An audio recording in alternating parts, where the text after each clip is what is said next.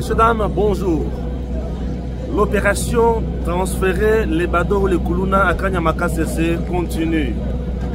Messieurs, dames, après triage dans le Lualaba, aujourd'hui, un lot important de plus de 300 jeunes délinquants venant de la province du Lualaba, Bauti Kokoma, na province Yao Katanga. Bangoana Bazana Katiako embarqué, direction la province du Kasaï oriental et après prendre le véhicule vers la province du Haut-Lomami. C'est dans le souci, Yakusala Moussala, Ndenge, Yebisibino, le service national n'est pas là pour tuer le délinquant, mais plutôt le travailler, le transformer pour n'abasonga la société, le Kolabatou. Monsieur le Président de la République démocratique du Congo, le commandant suprême des forces armées, Félix Antoine Tshisekedi Tshilombo, ne désarme pas, souci naïe, les alliés à matérialiser vision, et à créer un parc agroalimentaire dans chaque province. Ces jeunes désœuvrés aujourd'hui, demain ils seront bâtisseurs de la nation, Bakotonga, Iloko, Yandenge, Nandenge, et c'est toujours dans le cadre Yakuluka Koma Kozongi Savagona société, pas comme danger public, mais comme Batu Yamalonga ou Bakosala Moussala. Le lieutenant général-major Jean-Pierre Kassongo Kabwik, le commandant du service national, continue à faire ce travail très remarquable pour la nation, accompagné bien sûr du ministre provincial en charge de l'intérieur de la province du Lualaba, pour Atala à se rassurer que Bana vraiment Bakei na Boujmaï pour Bazwa Mupuka, Bongoba Kendena Kanyamaka CC. Stéphane Balangwangue pour le compte de Tango Koki RDC. Je serai toujours là pour les accompagner comme un bangoti côté Tozo Kende. Très bien.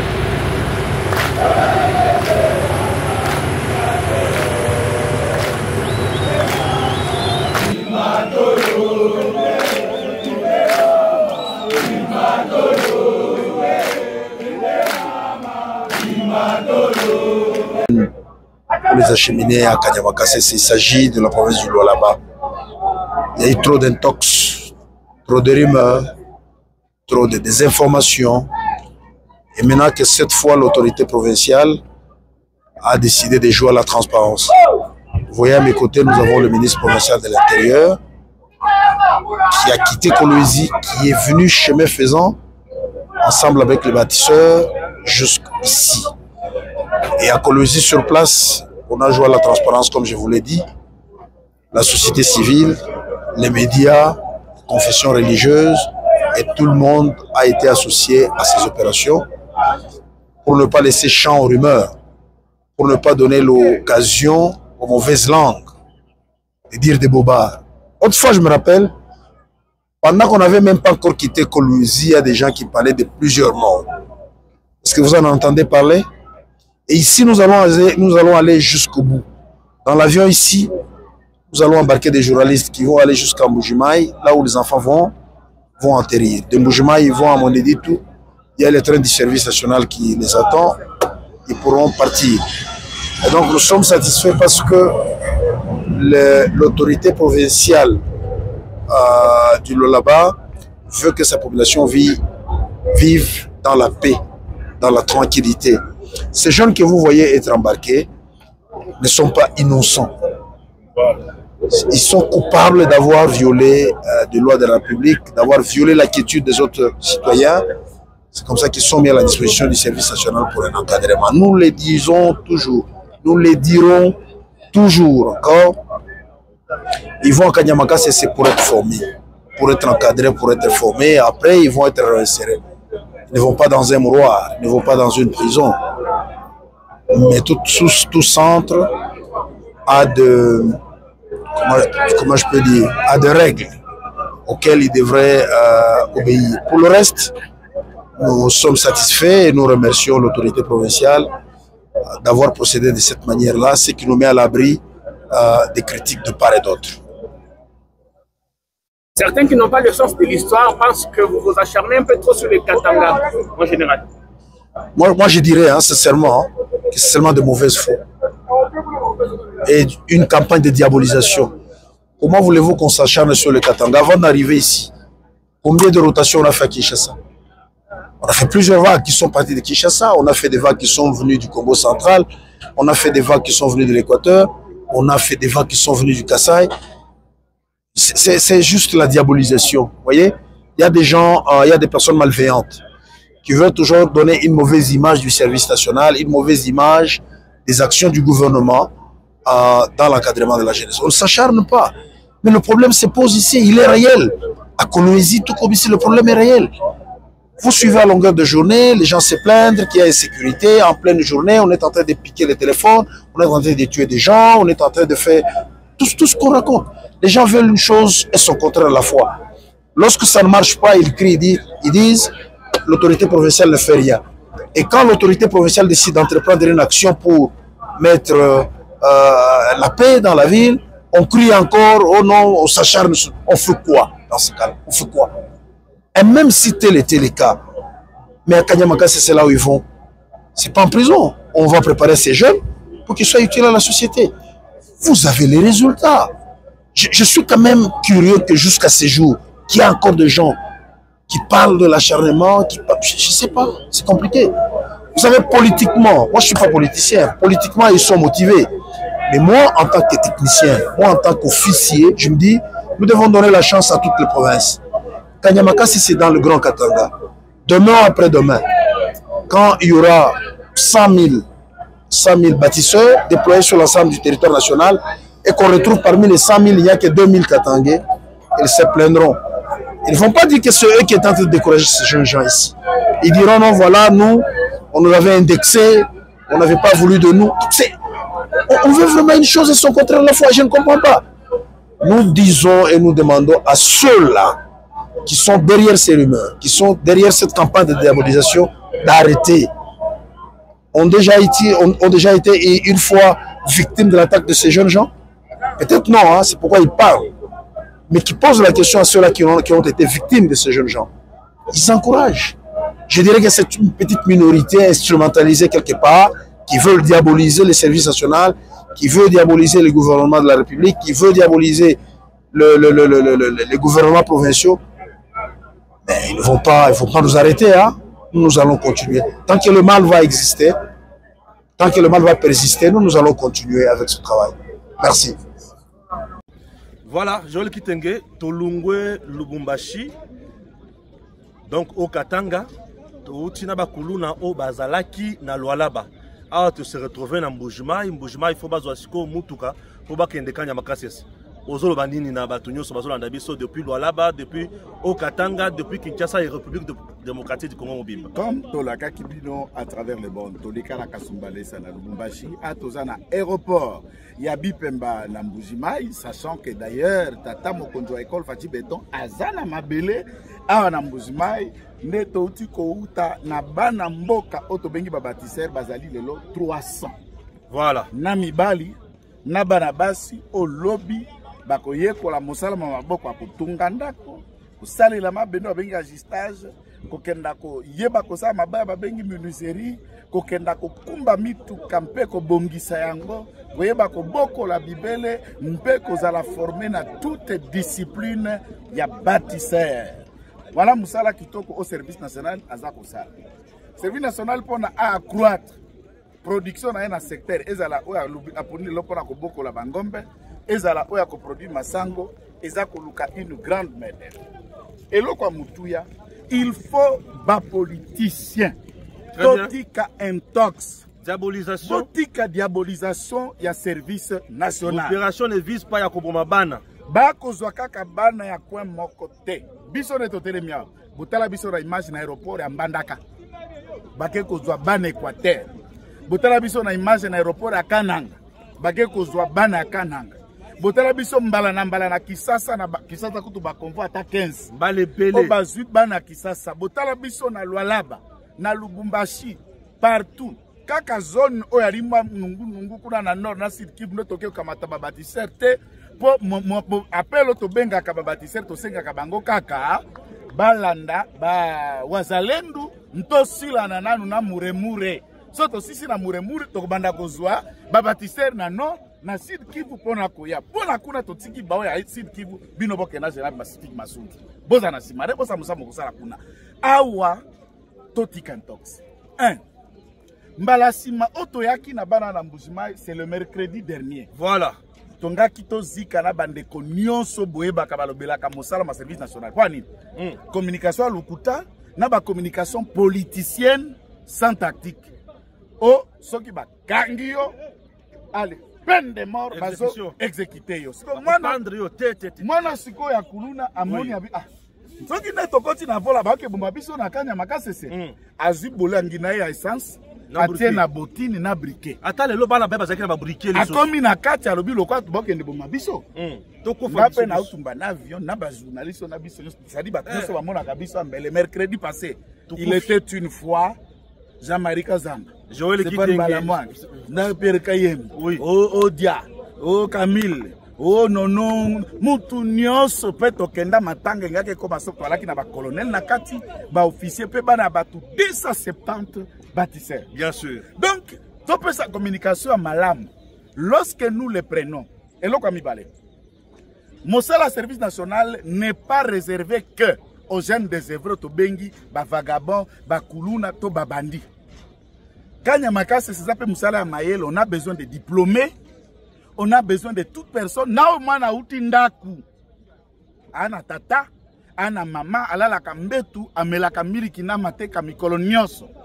Yepe sikaneza na kati ya kanya makase c'est puisqu'on a besoin des officiers. On a besoin des gens qui vont conduire des projets et des grands chantiers. Kanya makase c'est elingi ekoma centre pilote farme ya production ya masango ya monene na Afrique et d'ici une grande projection za kokene na kokene. So komi kanya makase c'est boba yaka tangu Musa salaka yango na 98. Na lelo mais c'est une vie qui se transforme. Pourquoi? Il y a un architecte. Il y a un manager. Il y a quelqu'un qui sait faire avec le peu de moyens qu'on met à sa disposition. Oui. Il sait fructifier, créer ça et donner la vie à ces jeunes. Tous ces 300 personnes au Bakoti à lobby, bakomi bagé à l'État, bakomi kofutama, basi na bango na bana, bakolanda bango, boba célibataire bakobala. Et c'est une vie qui se construit et c'est une jeunesse désœuvrée. Hier, basalaki bango une opération Likofi, lelo eza opération bâtissons. Bâtisseur, baptisme. C'est ça le Congo. Il faut d'abord te rappeler Bino ma réalisation, il y a des bâtisseurs. Au moment où je vous parle la Kinshasa, basana katia kotonga hôpital munene na niveau ya Kitambo. Hôpital de référence au Bengaka, maternité ya Kitambo. Baban, très bien. Baban da Inikini déjà. Bon ba commune. IEC. Ba commune bazwa ki pe biloko. Ba commune bazwa ba kiti baba ba ouvrage misala ya ba service national. Donnons la chance à ces services. IBTP. Oui. Inikin. IFASIC. ISES. ISP. Ba école. Antenne ya Yolo. Oto benga Kamina. Bien sûr. Tokena ba école Mokengeli. Na ba école Ebele. Atelier à menuiserie o ezali na Sele. Ezali menuiserie nationale ya Ebakata qui produit tout œuvre ya Evdal. Les lois ta ba école toujours ba ko salisa baba. Olo ke salisa commande et pas ya menuiserie moko ya indien ya libanais. Bana na bino bango ba bi musala ba bande de qualité. Ba maçon ba ingénieur ya qualité ba sa ko manakati kotoy. Et ils peuvent construire vos maisons, vos immeubles. Ils peuvent être associés à la construction à Barout. Ils peuvent faire ce qui se fait à Kanyamakase dans chaque province et lobby Tokolonga Likambolitaire à faire à Libumba. Très bien. Merci Joël Kitenge. Je prends maintenant Jean-Marie Kazamba. Jean-Marie Kazamba, Asungabiso, mon frère, bonjour. Bonjour. Kazambo. Bonjour. Ah, merci. Nous avons fait route ensemble, bon, pas route, hein. Nous avons fait un vol ensemble, Toyeti Awa, Tozaki Nami Pepe. Service national, oh, ils ont deuxième rotation, Toyena Nini. Mbuji-Mayi. La fois passée, Toyaki a 275, les lots Toyena a plus de 300, presque plus de 600 jeunes désœuvrés, Toyena Bangon Mbuji-Mayi. Expliquez-nous pourquoi Toyena en Mbuji-Mayi et qu'est-ce qui reste. Merci beaucoup, Banamboka. Ngai nauti libanda mboka na Congo, nazaki na Tunisie. Fallait na bête à Belgique, mais pèse-moi contre-temps. Nazongi Boyepo, semaine prochaine, na de Belgique. Devoir.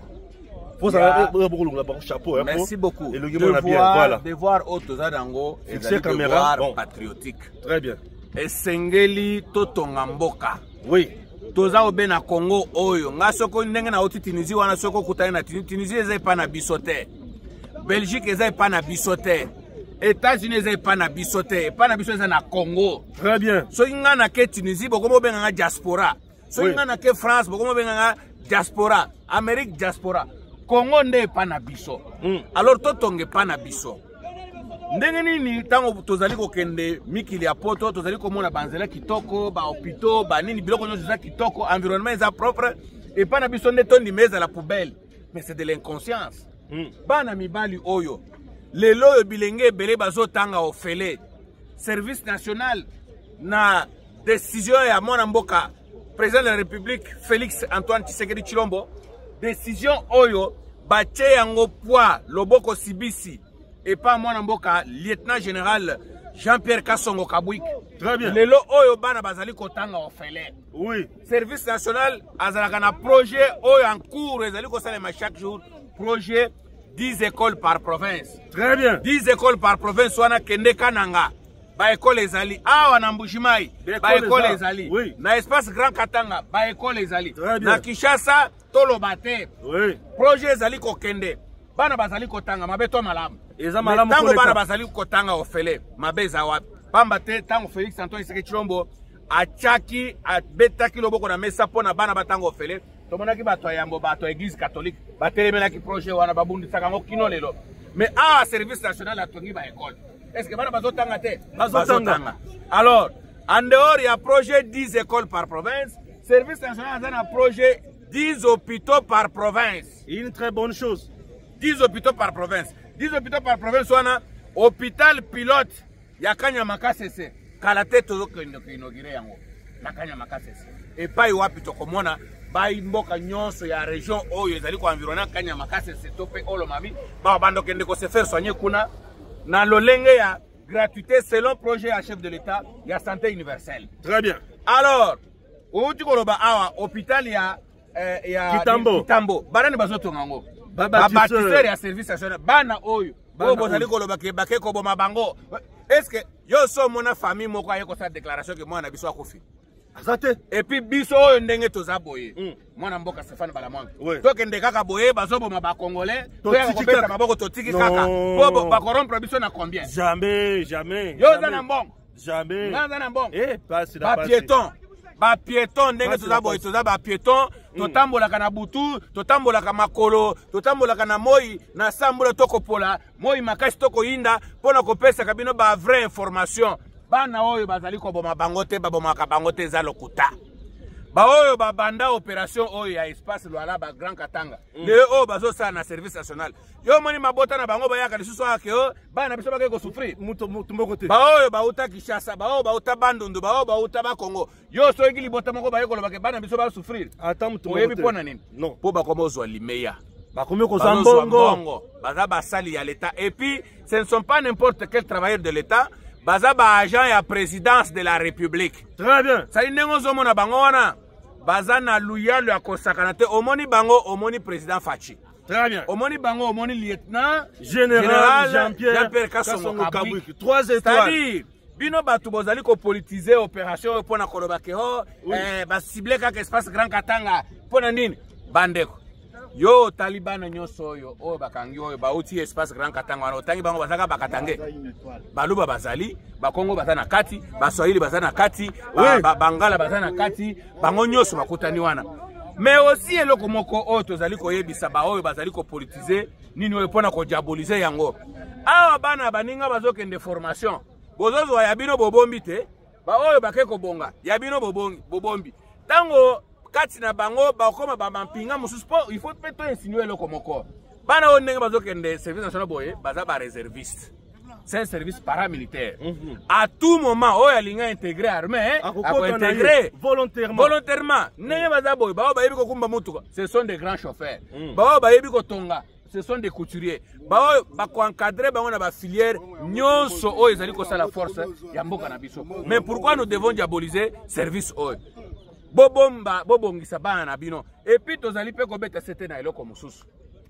Na bao balobaki soki bato bakatisi bango bapesi bango peine de mort bati na bango na service service azo eza poubelle te Ah, bah bon, ma Service national, ils ont blanchisserie, Service national, ils ont purgatoire, Ils ont condamné ailleurs. Ils ont condamné, kende kota bolo kona kende kosa la prison na wakona. Bakatelio etumbo epa bazuzi, kende kota bolo, okota service national te. Service national toyozwa babilenge o bazangi misala, mais oyo bazali koya po babonga ndenge pe to vivre expérience na bilenge belé bazalaki ba shege bazalaki ba kuluna lelo babongi babali baboti bakomo tangisa bana eza musala kitoko totika ko diaboliser service national et puis merci JM tozali ko senga pona sirisa chef de l'état avec tout respect et mes hommages déférents tatu kuchokito enza mushindu bwani service national achala obligatoire ku di congolais yonso. Très bien. Moi na yonso avant wa kuya mu université a passé ku service national ujigije service national ushishe kuye ku université muntu ka kuchoke shito muntu ka kuchingi shito mwana balu muju mu ne lieutenant général wa mu kubandisho lieutenant général Jean-Pierre Kasongo Kabwika banunku wewe na abuji kumi Tshisekedi wetu wewe na abuji kumi Kongo wakani. Très bien. Mais tout est bien longonya. Félicitations. Félicitations président. Merci. DG Stéphane Balamwange Kongo ya Lumumba Kongo Tafachi Beton Tango ekoki oyo Tango ngoyo ekoki Tolanda kango Papa Stéphane Balamwange